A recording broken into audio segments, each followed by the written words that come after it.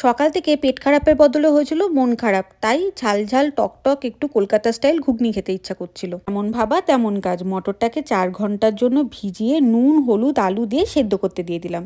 ব্যাস সিটি পড়ে গেল। এদিকে আমি সবজিগুলো কেটে নিলাম, টমেটো পেঁয়াজ ধনেপাতা আর একটু আদা রসুন বাটা।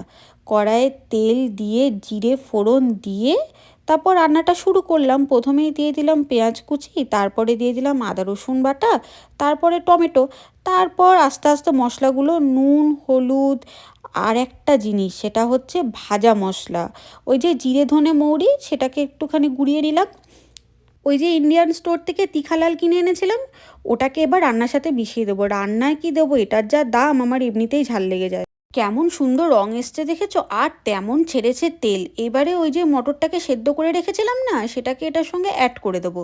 এবারে এটাকে ভালো করে মিশিয়ে এর মধ্যে একটুখানি তেঁতুলের টক দিয়ে ওই যে জিরে ধনে মৌরি যেটাকে ভেজে রেখে গুঁড়ো করে নিয়েছিলাম, ওইটাকে এবারে মিশিয়ে দেবো। কলকাতা স্টাইল ঘুগনিতে দুটো জিনিস মাস্ট, একটা হচ্ছে তেঁতুলের টক আর সেকেন্ডটা হচ্ছে ভাজা মশলা। এই দুটো পড়লে এটার যা টেস্ট হয়, আহা হা হা। এরপরে এর মধ্যে একটু পেঁয়াজ কুচি শসা কুচি ধনেপাতা মিশিয়ে দিলে হয়ে যাবে। দাঁড়াও দাঁড়াও, টেস্ট করে জানাচ্ছি। ওহ, টকটক ঝাল ঝাল যা খেতে হয়েছিল না।